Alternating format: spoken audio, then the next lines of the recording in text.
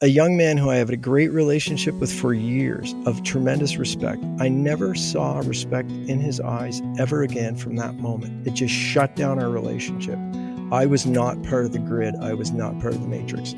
Medicine has actually been sculpted since the Rockefellers took over in the early 1900s to progressively make it a hyper-conformist environment. After a while, I started to say to people, do you realize this is COVID theater? We're maintaining a deception of the public here. The safe place is to do the same thing as everyone else, and it turns out Big Pharma's telling you what to do. As long as you do that, doesn't matter how many people die, no problem. But if you do something different, even if you save a life, now you've stuck your neck out. So that's the political background before COVID even started. I realize, without any question, that the entire population is being corralled into a poisoning of the most nefarious type. Stepping back to the global scene, right? The WHO was used as the conduit, as the funnel point of a globalist agenda into the population, right? And laying the groundwork for this is quite extensive, including the appointing of a guy who's very nefarious. Look at his history as a leader of a pretty radical, violent communist party in Africa, Tedros, who's somehow, not a medical doctor, a guy who there's strong allegations of some exceptional fraud in like infectious disease epidemiology in Africa in his old career before he became China's choice as the director of the WHO. Now the WHO, what's that? Oh yeah, China set up Tedros. Yeah. Now, I mean, how does this really work behind the veil? Like, I mean, does this mean, Chinese people are after us? No, all of these institutions, all of these governments, they're all infested with what I would call the parasite class, the enemies of mankind. So you can't pick them out based on their skin color or their nationality. They have infiltrated all the old world institutions of the world, top down. And in the case of using health as a weapon against mankind, the WHO is the funnel point. Now look at how the WHO is funded. It gets a chunk of its funding from little people like you and me, taxpayers around the world, whose governments are involved in this thing that they should get out of, and they funnel taxes to them. But we don't have any say in how it's spent. The other funding, the other big chunk of funding for the WHO comes from voluntary funding. And if you look at the voluntary funding, most of it, by far, you can either trace back to Bill Gates or to Bill Gates's organizations. So you basically have this billionaire funnel point. Now, what's different about voluntary contributions? Well, you get to have some say in how the money's spent. So imagine that. The taxpayers of the world put in a bunch of money, a billionaire puts in a bunch of money, and then he gets to say how it's spent. And how is it spent? Well, at the very minimum, as an advertising organization, beyond advertising, they didn't just advertise the shots and this whole agenda. They forced it down the world's throats, under this false state of emergency. And then people like Billy Gates, who gave, tons of money to the WHO, that wasn't a donation. He made a fortune. Like he said, I put in $1 billion. I took out $21 billion. And that's a long time ago that he reached that profit level. So, and when we look in our country, for instance, the WEF is very involved in this too. Like, when you talk about the globalist parasite class, they have a few organizations that work together, and the WEF and the UN are definitely in there, and WHO is part of the UN essentially. So as Klaus Schwab, previous leader of the WEF, said, more than half of the Canadian cabinet is us, right? Mm-hmm. So you have a foreign entity, which I would argue is a hostile foreign entity. You have multiple hostile foreign entities, including the UN and including the WEF, running things. And I mean, the system of democracy is completely undermined. A combination of fraud, propaganda. Like in Canada, the current government, since before COVID, when they were under very strong allegations by the top legal authority in the country of obstruction of justice, and I'm speaking of SNC Lavalin and the great Jody Wilson-Raybould, who was our Minister of Justice at the time, who got fired for pointing out that the government was committing crimes. And then they embarked on a massive propaganda campaign, and they said, we're going to bail out the media. I mean, out of the blue, I think it was 2015, 2017, out of the blue, we're going to bail out the media. And literally they started dishing millions and millions of dollars to all these media outlets and turned them into propaganda machines, and now they're doing the same with our police. Remember that. Yeah. So there's multiple ways that they're infiltrating and taking over the world. And another one is the administrative state. So for instance, why would every medical college in almost the world persecute to the point of criminal charges? Some were killed, doctors who would say the sort of things I'm saying, or try to treat their patients with this COVID infection in a way that worked and demonstrated. By no means did you need to experiment on them with a genetic so-called vaccine. It's because this WHO web is a backdoor into all the governments, and then the medical regulators are similarly hijacked. So, every medical college just goes along with the agenda, promotes the agenda. So whatever province you're in, whatever state you're in, whatever country you're in, doctors, nurses had their licenses revoked, got fired from their jobs. And this creates a false impression of a consensus because unfortunately, humans, we are weak in terms of, we can be tempted to do the wrong things or not to think so that we keep our money in our job or feed our kids, which, these are important things. So you created this consensus where it looked like all the doctors agreed, but all the doctors were told to shut their mouths and do exactly this because that was the right thing. Just believe us. And if you don't, we're going to fire you. So you won't even be there to talk to the patients anyways. So this really did happen, folks. This really was a global agenda. Every country in the world pretty well. Wow.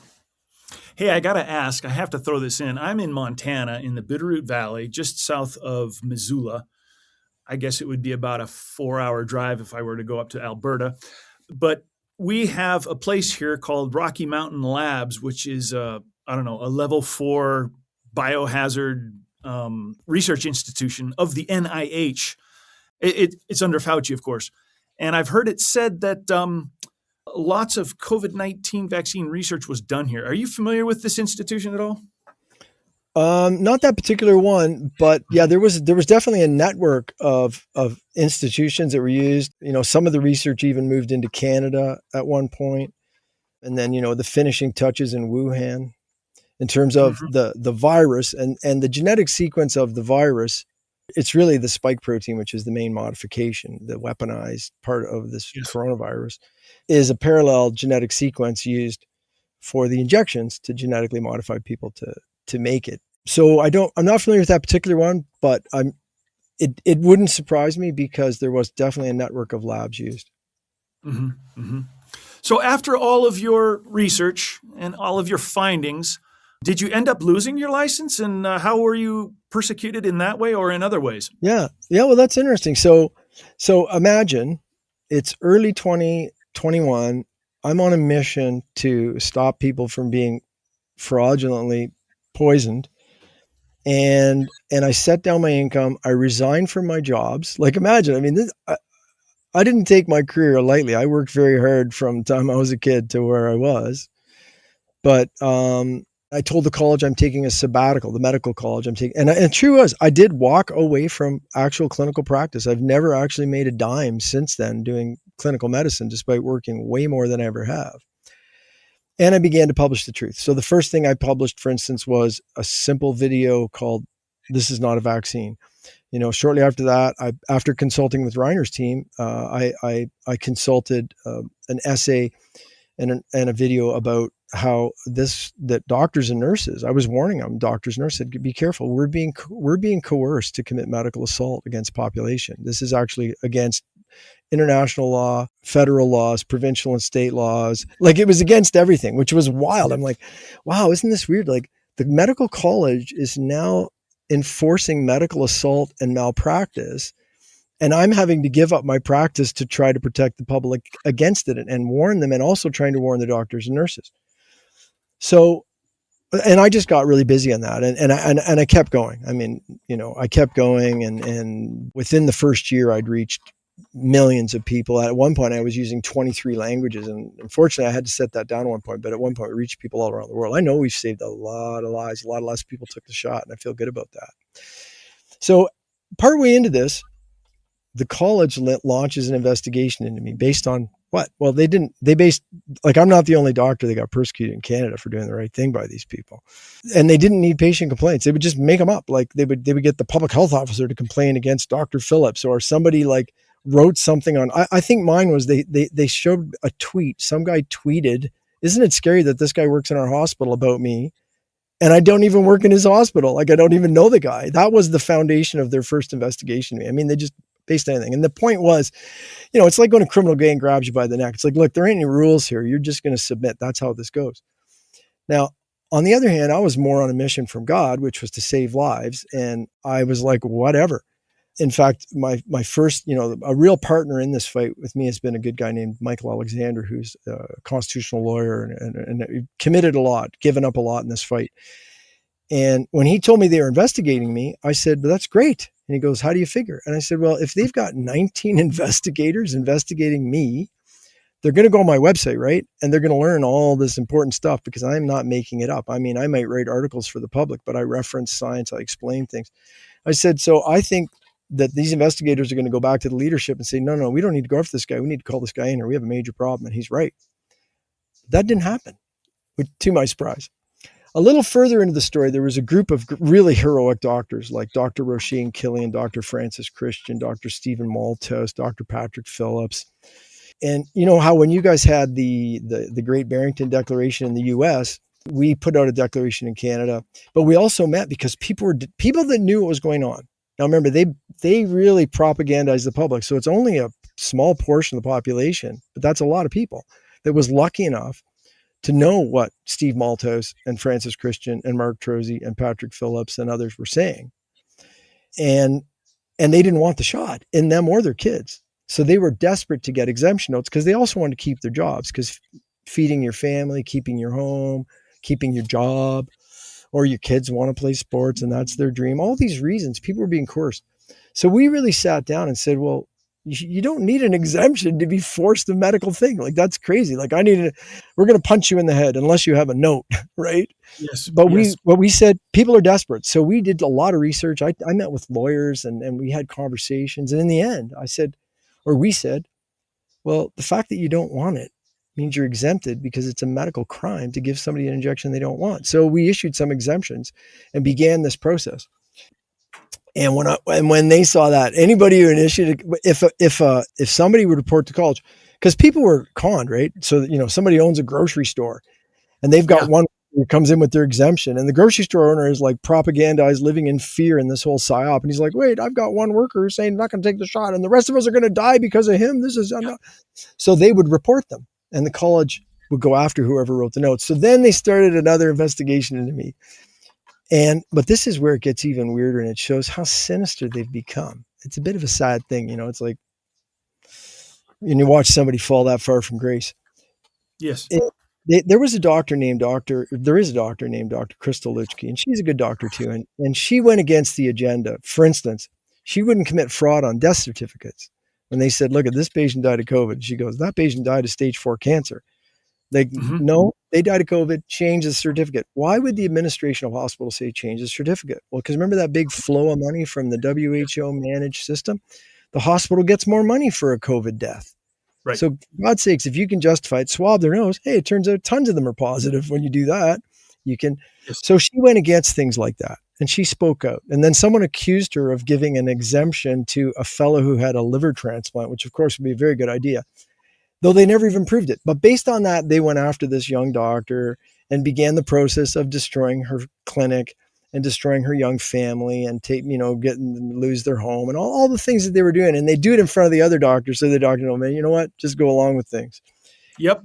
So her practice had been shuttered, like door closed, for 6 or 7 months when the great lawyer I was telling you about, Michael Alexander, reached out to me and said, hey, Mark, you still have a license. It's got restrictions. And Crystal's practice, like, she literally had a patient commit suicide. And, these people desperately need their doctor. She had a different kind of practice than mine entirely, but a lot of chronic pain, a lot of elderly people that really needed that regular care, and they were falling apart. And so Michael said, could you go do the practice? I said, Michael, I'm so busy on a mission. I'm putting in 15 hours a day here fighting a war. I said, but here's what I'll do. I'll talk to Dr. Chris Shoemaker, who is another great truth-telling doctor from Canada. And maybe him and I can go to that town, the city where she lives, and bunker down. And between the two of us, we can take care of her practice, and we can both continue our activism, because he's been one of the best activists in our country for sure. So we went there. Now I have to tell the college. I have to, just report to them. I'm resuming practice. Because remember, I told them I'm taking a break for practice. I haven't even seen a patient while they're investigating me for malpractice or something, right? It's just crazy. So when I told them, yeah, on this date, I'll be returning to practice at this address. So you can imagine, it's like, Yep. oh, you're going to go and save the doctor that we're taking down. So Yeah. this is what's crazy. And this verges on the spiritual side of things. So the day that I start that practice, the day I tell them that I'll start, they literally suspend my license the first afternoon that I'm there. So I literally got to see a morning worth of patients, right?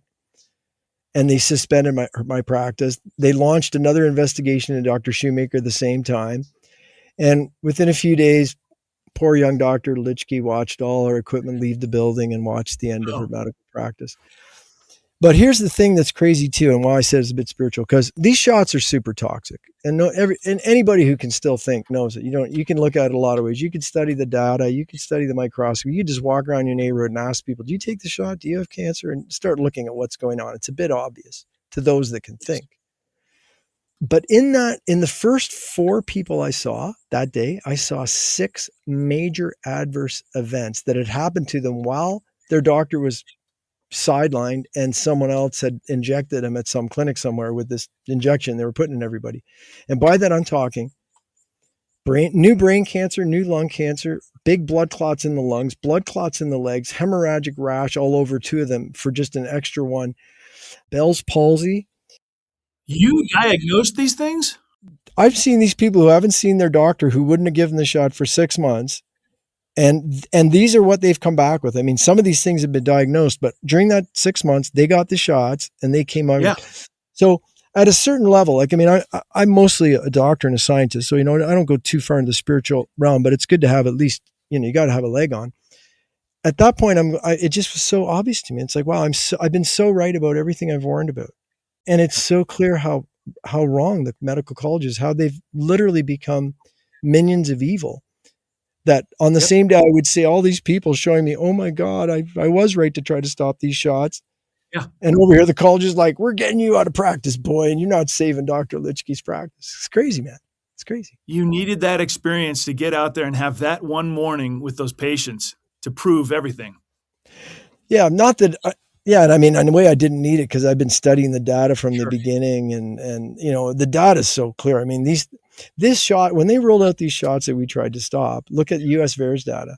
You had more death from one vaccine, supposed vaccine, from this shot alone in several months than you had deaths from all vaccines for all diseases, all combined for 30 years, all pooled together. I mean, the signal was so loud, and that's why, everybody that's been involved in suppressing that signal, like, you better ask for forgiveness and claim that you're in a psychological operation and mind control, but you can't take any credit.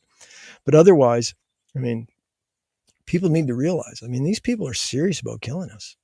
Not just me, Yes. all of us. Yep. Yep.